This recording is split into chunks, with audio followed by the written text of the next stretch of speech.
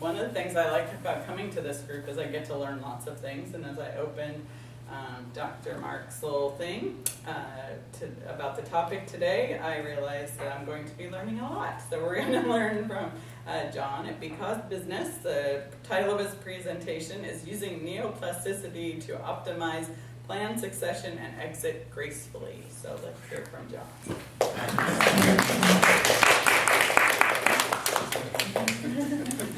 So, good morning. Good morning. Good morning. The material I'm going to go over with you this morning has been in the works for a number of years. About 4 years ago, I began a course called Business Navigation, and from that course, we did it face-to-face, we did it online, and it's gone through several different incarnations over the last 4 years. And that's morphed and refined, and now it's becoming a book. Thanks in many ways to Alexis's coaching. So we've got that book, and it's in draft form, and it's about to become an ebook. So this is a series of articles. This talk is from a series of articles that I'm preparing that supports that book. And it's a result of learning about the new brain studies, what's called neuroplasticity. There's an author, Dr. Norman Droid, who wrote the book in 2006, The Brain That Changes Itself. And then there's Dr. Chapman, Sandra Bond Chapman, who's written a book called Make Your Brain Smarter. And there's 4 or 5 others in a row on music. This is Your Brain on Music, and The Talent Code, and a number of others. And it's really informing my ideas around business and succession and optimization and exit planning. And it really is talking about the idea that full retirement, as is evidenced by a number of us, by probably all of us, full retirement is not something really to be gone after per se. It's really, what is your next project? So the question arises, is your business booming today? And if it's booming, well, that's fantastic. But are you also developing a strategy for your next product initiation, your next initiative? Because when business is booming, when you're approaching your crest, you better be preparing your next initiative, because that product is going to peak. And as it's peaking, you need to be introducing the next product or service before it peaks. So the next question is then, is your savings account packed with money? And is it secure? Well, wonderful, but is it earning the rate of return that it might if you were to not have it in a savings account per se, or in a money market? In every area of our lives, we can look at our plan, we can look at what we're doing, how we're doing it, and we can always improve both our business and our personal circumstance. Many of us here today are single entrepreneurs, or we work in a large organization. And in those cases, well, what is our exit plan? Our exit plan is our personal retirement plan. And there's a number of us here who have retired from one firm, and then they go to work for another firm, and then they retire from that, and then they go to work for another firm. And because we have the blessing of good health. We spend an enormous amount of energy on our health. We go to gyms. I know there's the circle here of Patrick and Dan and Gary and a couple of the other fellows play racquetball. There's an enormous effort that we all put into physical fitness and our health and our diet and all of these things. And as a result, these things have contributed to the doubling of our lifespan from over the last 100 years. The issue that's arising now is our brain lifespan has not doubled. And that what is happening is there's a gap developing where people's bodies are fine, but their brains are beginning to not be so fine. So it's really incumbent upon us to address our cognitive capacity and our cognitive health and well-being, which could become more important than our body's well-being. Because we want the brain to be lasting longer than the body. And that's going to take some reversal. So I've seen an idea of how to use that as an approach in terms of our business approach. Because there's three parts that improve with age.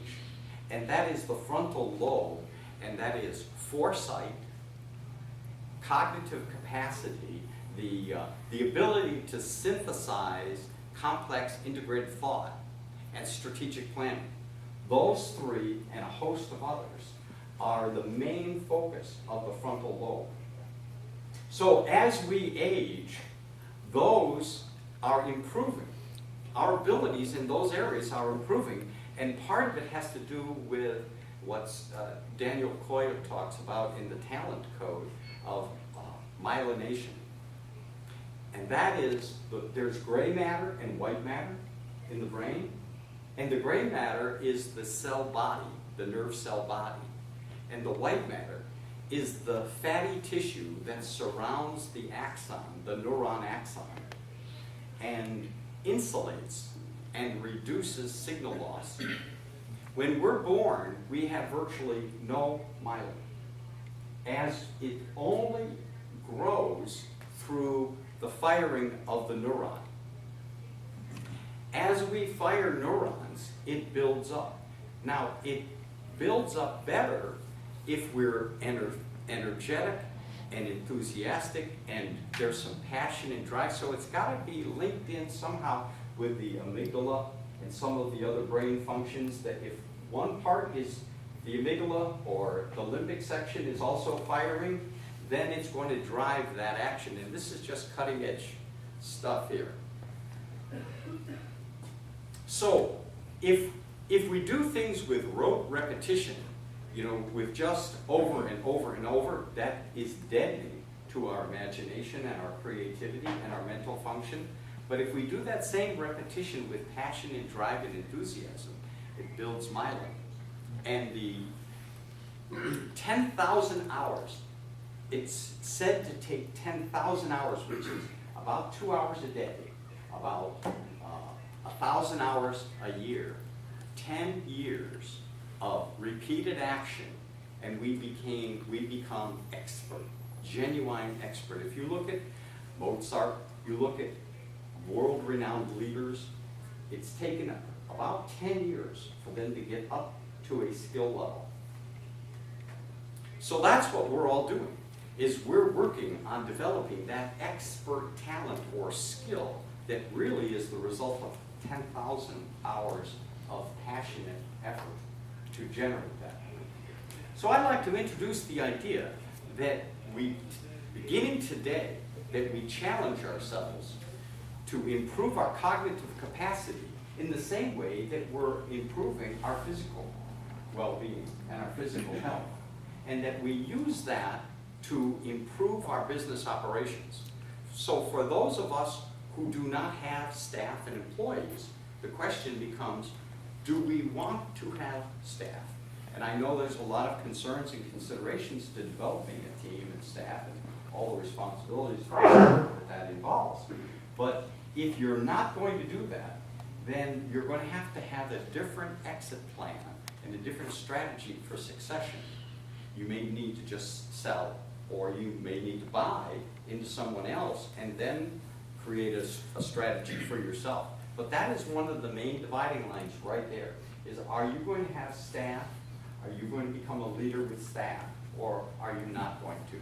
And there are still many, many strategies working with contractors and other arrangements, and you still have many assets that can be sold. So it's not that you're not going to have an exit plan. We all have an exit plan. The question is, how good is your plan? How well thought out is your plan? There's 4 organizational risks that face everyone regardless of age. And the 2 are the most prominent regardless of age, and that's what I call the truck and the diagnosis. And the truck is something instantaneous happens to you, your spouse, one of your children, one of your managers, one of your key employees, and all of a sudden life is different in your organization. Or you.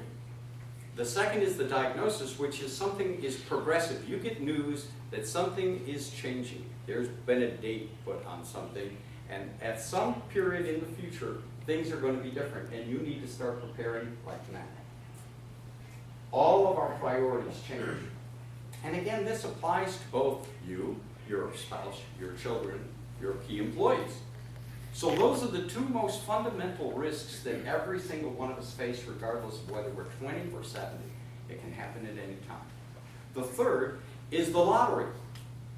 Your main employee, the person you depend upon, who's worked with you for years, hits the lottery. He hands you the keys, and he says, I'll drop in. Probably not. Or you win the lottery, and you turn to someone and you hand them the keys. So these are real risks to your organization. Maybe we'd like to say there could be bigger risks. And the fourth and final one is exhaustion. And this is when you've owned a business 5 years, 10 years or more, and you are still handcuffed in that business. You are the solitary accountant, attorney, dentist, any one of those professions, and you may have 5, 6 employees all helping you to keep that volume up. But if the dentist isn't working, then the staff is sitting around waiting. And the cash register is running. So these are 4 fundamental risks. And by doing planning and having an exit strategy and approaching this as a project management approach, and using, the idea of what is the goal, what are the resources that are going to be needed, and then what is the sequence that I'm going to use to execute this plan, to use these resources to reach that objective. By using that kind of methodology that we've all heard, we've all practiced, we all know about, but a lot of times we just don't use it, or we don't use it formally. Everyone makes to-do lists, but this is the next step of taking those to-do lists and looking at what is the consequences and being more strategic. So, one of the keys here is using business navigation, and this is the heart of this course that I had developed years ago, and it's steering towards your destination. And it's looking at your business as if it were a sailing galleon, a 16th century sailing galleon, and you're out there and you're going from port to port and you're on adventures. So on this voyage that you're on, this particular voyage, what's your destination? Is it Santa Barbara, or is it Hoboken? Is it, is your idea of a great vacation Modesto? or is it Crater Lake? We need to pick, we can pick our destination, and we can pick our time frame.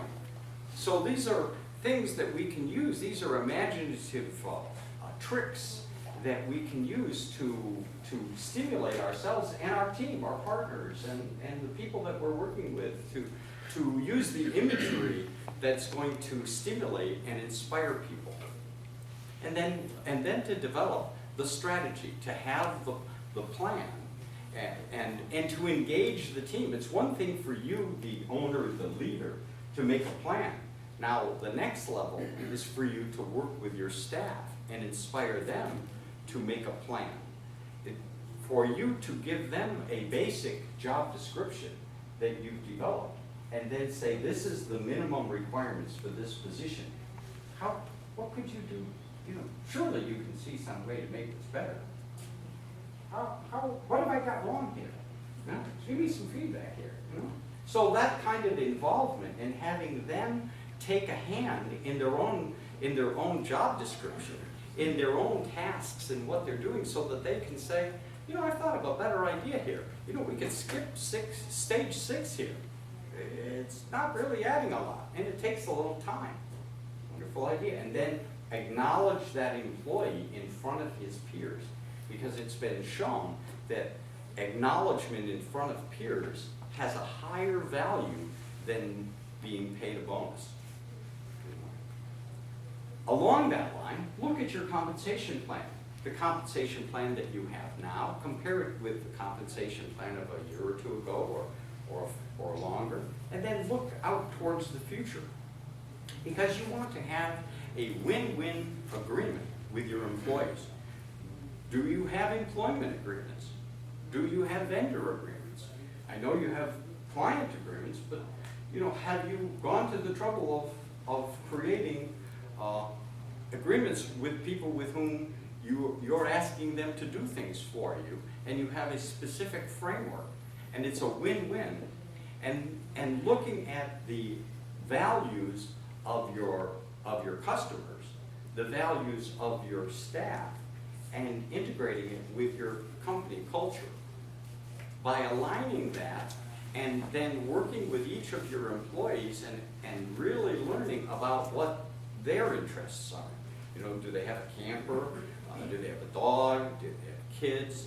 And making sure, to whatever degree you're comfortable doing that, to help that individual to find the solution to their goals by their employment and involvement in your organization.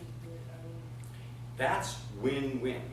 When you see their eyes light up, that they see that by having the company reach its goals, they are individually going to take that extra week's camping trip with their family.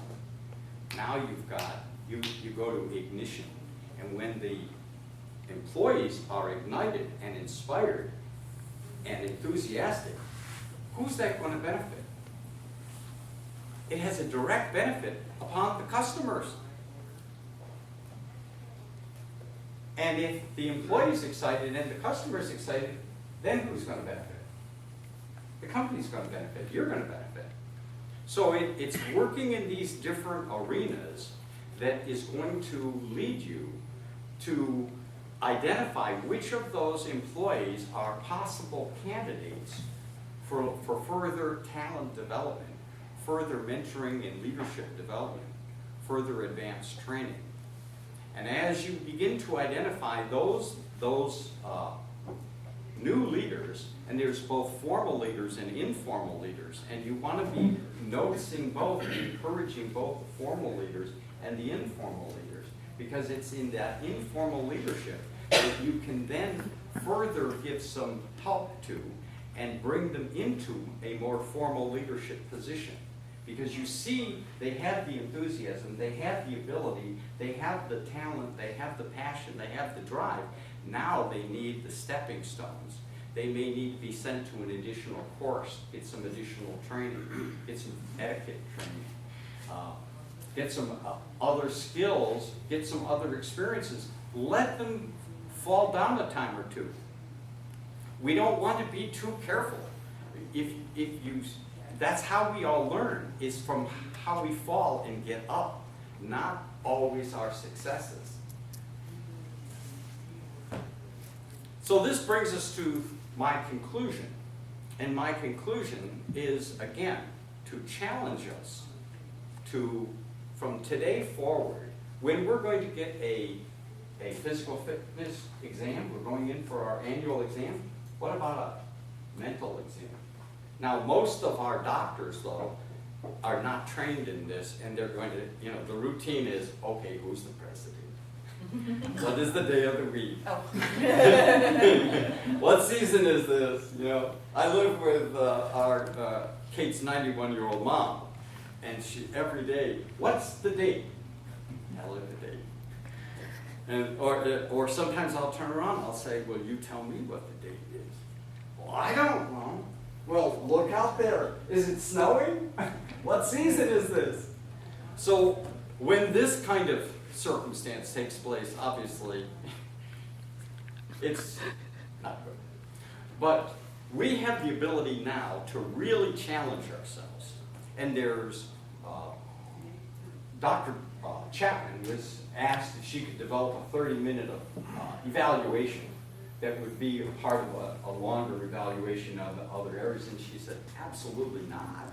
And, we are all blessed by the fact that no, it takes hours of examination, and it's complex questions. It's like, give me 3 ways that healthcare could be improved and how it would lower costs.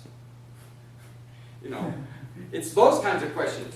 What kind of initiatives might be made in Central Africa that could reduce the effect of Al-Qaeda? Let me think about that a minute. So it's these kinds of questions that are challenging, dynamic questions that are used for cognitive benchmarks. And what are those exact areas of our capabilities in terms of strategy, quickness of thinking, memory. Memory, you know, we all worry, oh my goodness, I can't remember this or I can't remember that. Where, you know, memory is declining. As we age, memory is declining. That's it. Sorry. You can do all the memory training you want, but that's not the thing to be focused on, because our memory is going to decline, and our speed of processing is going to decline. But what's increasing is our strategic ability and the synthesis ability and foresight. Those are on the upswing, so focus on the upswing and not on the downswing. And then use those elements, that practice, to drive your exit plan and your business optimization. So it starts with optimization. How healthy is the business? Is the business able to function whether you're there or not? And if it is able to function, for how long? And once it's able to function whether you're there or not, can your current leaders actually steer? Not only can they operate, but can they steer? Can they anticipate changing needs and come up with creative solutions that are going to match changing needs? Can they scale down as well as scaling up?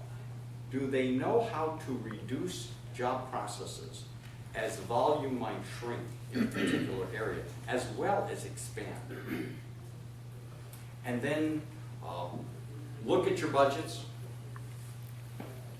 Do cash budgets, simplified 60,000-foot cash budgets. Align your cash budgets with your strategic plan so that you have a spreadsheet open, you have a Word document open, and as you write down your sentences and words and ideas and your plans and sequences, what does that translate numerically? And then compare your actual to your budget and look at your variance, and then learn from that to apply it to the next period of time. So routinely be going through this method on a monthly basis or at least a quarterly basis. Don't just depend upon your annual income tax return to look and say, well, look at that, we made money this year. Wow. That's pretty good. That's something. Damn it, I gotta play taxes. Yeah, and it's September. It's September or October, and we're looking at our tax return for the prior year. Hey, last year was a great year. Wow. I wonder how this year's going to turn out. I wonder. You know, we can steer the ship. We're steering. You may have your hands off the wheel, but steering is taking place. So is it the wind, or are you? And that's the name of our company, is Be Cause. To be a stand for being cause.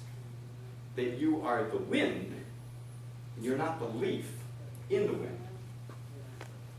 Thank you.